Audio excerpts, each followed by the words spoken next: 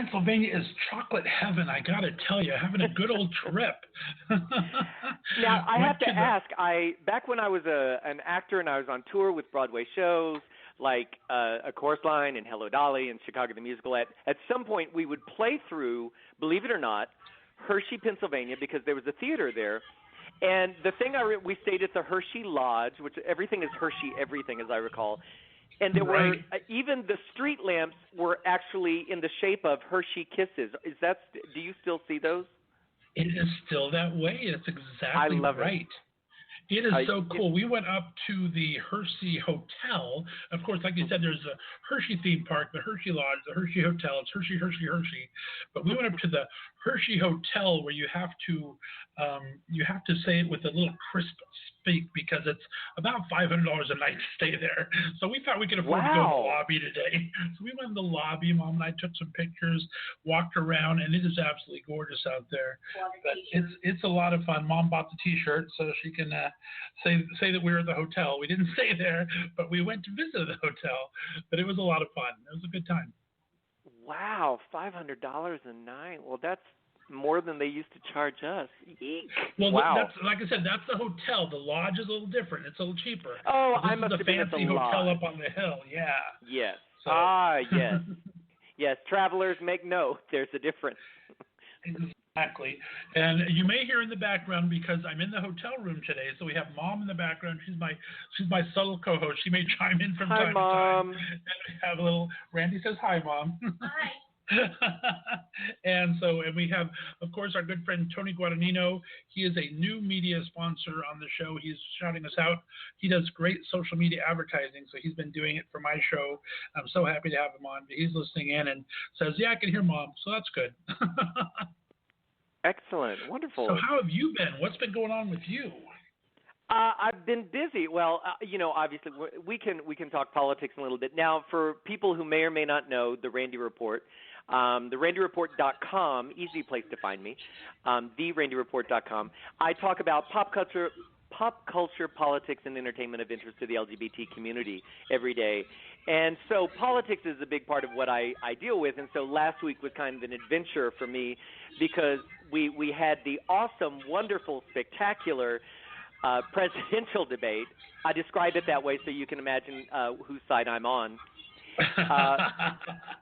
So then that just opened a virtual treasure trove for the end of the week in terms of politics on the Randy Report. But we also had a lot of fun things happening in terms of pop culture and entertainment in the LGBT community.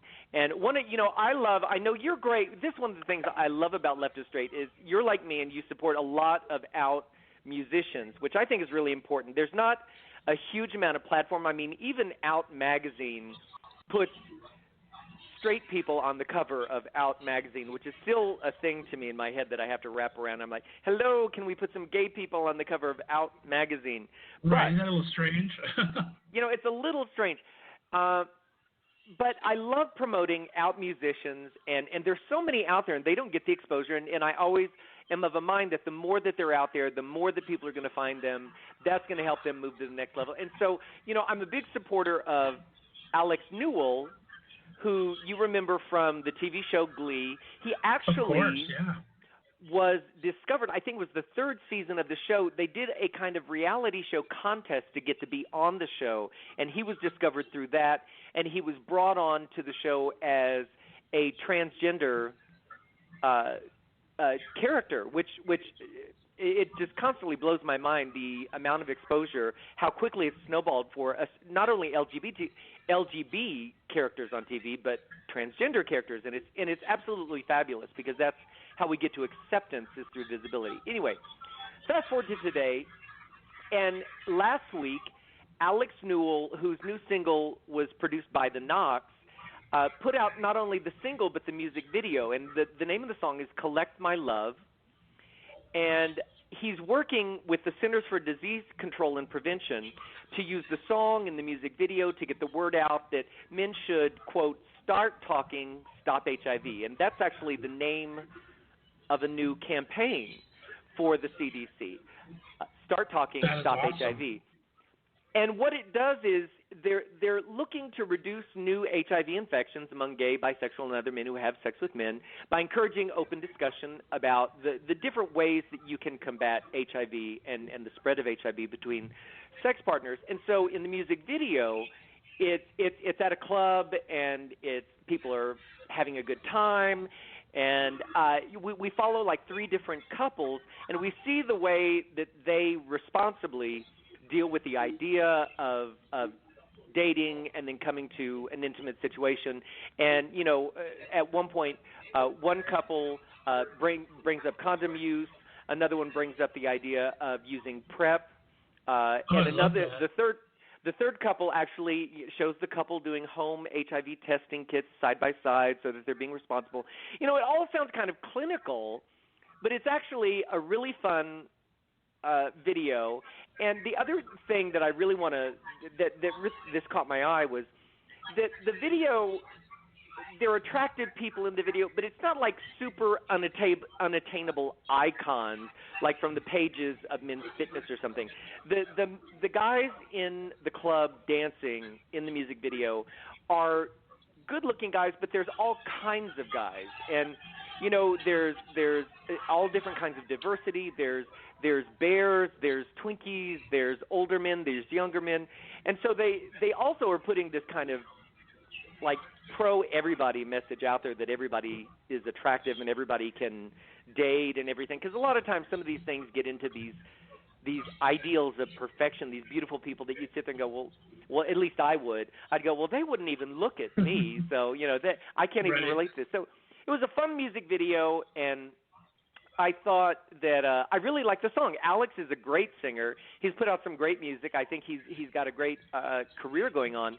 And so I wanted to bring this to your audience's attention and say, check out the song "Collect My Love." I think it's fun. I think it's danceable. It's something you could listen to sitting by the pool or by Hershey Lodge. And I just thought it was a fun song. So I think I sent it to you. Can you play some of that? You did. Let's go ahead and play this. And if you're, be sure to check the YouTube video out. It's Alex Newell again from Glee and so many other great things. Collect My Love. This is courtesy of the Randy Report. Listen, Left and Straight. We'll be back more in just a minute.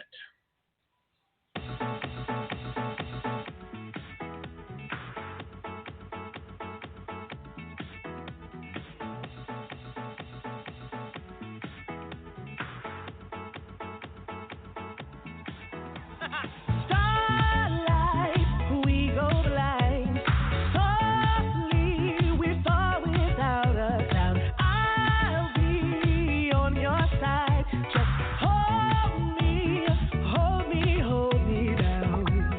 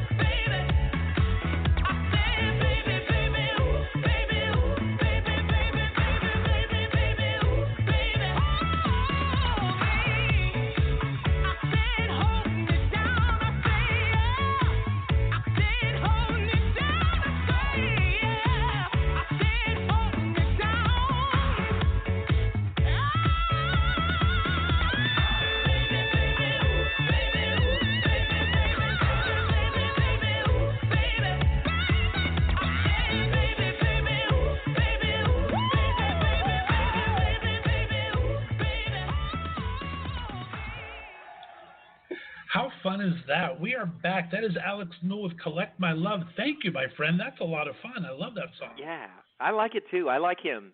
I really do. Well, I really like what you said. I think leave it to the LGBT artists that are really starting to come around. We had from the American Idol alum, David Hernandez, who did yeah. Beautiful, and that was such a great video. You actually got me onto him as well, but that features a lot of different people in it. And I really like that our LGBT culture is really opening up the music videos and showing all kinds of body types like you were talking about. I think that's fantastic. And you know, it's difficult. It crosses my mind. I mentioned Out magazine, and you know, I appreciate that we have publications and media outlets that are out there. That was actually a news story last week that a big media group that owns three big LGBT publications: Next Magazine in New York, Frontiers in Los Angeles, and I think it was Florida Agenda in Florida. It's a company called Multimedia Platforms Worldwide. They kind of went under last week, and so Florida Agenda was shut down, Next Magazine was shut down, and we think that Frontiers in L.A. is also going to be shut down sometime soon. Staff has been laid off. And so the reason I bring it up is I think it's interesting, first of all, that this happened, but it makes me wonder, and I wanted to get your take on it. Look, now I'm interviewing you. But I wanted to get your take on it. You know, media has changed for the LGBT community, hasn't it? Because we used to have, you know, the local LGBT magazines. For instance, like in Chicago, they still have Windy City. Right. In Dallas, they have Dallas Voice, and those are doing strong, by the way. I want to say that these magazines being shut down by one company is kind of an anomaly. I don't want to say that all LGBT media is shutting down, but when we started moving into the internet like 15 years ago, it's been this kind of shift and this genesis over to the internet. And I know here in Las Vegas, for instance, Q Vegas magazine that I write for a lot, they've gone from being a print version to an only online version of the magazine, and they're actually doing better. Have you noticed, like, how, I mean, we have so much more media online, but have you noticed anything with media, like publications shutting down or maybe getting smaller or thinner? Or? Well, quite a bit. Like here in the Northeast area, Cleveland used to have its own. I think it was called the Cleveland Triangle or something along those lines. But it was a magazine. It was in the newspaper format where you can go ahead and get it at most of the gay bars around the different areas. Then you can subscribe to it. And they have switched to an online version only as well.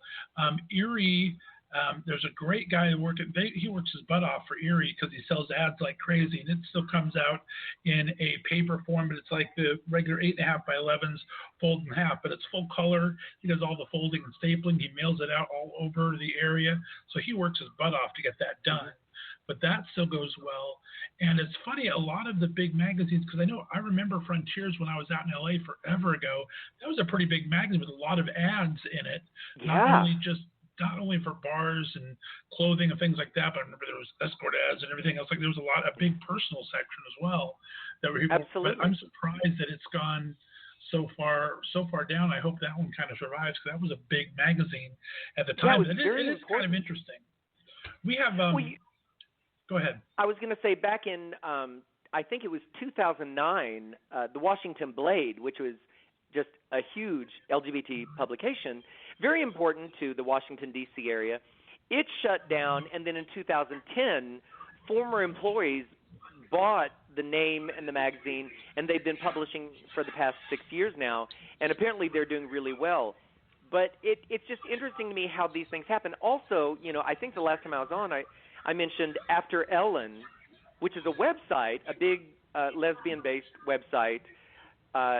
It shut down. It was bought up by a bigger company, and it was given 2 years to make money with online ads, I guess, in terms of advertising, and it didn't, and so they shut that down. And it's just always interesting to me where we go for our LGBT news, other than Left of Straight and the Randy Report, of course.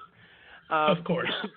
but it's interesting to do, and even you and I with our outlets, we're kind of new media for the LGBT community here on Blog Talk Well, Radio exactly. You have and the radio Sirius report. shutting down and everything. Sirius was actually paying their help. We kind of pay ourselves here when we can find a sponsor here and there.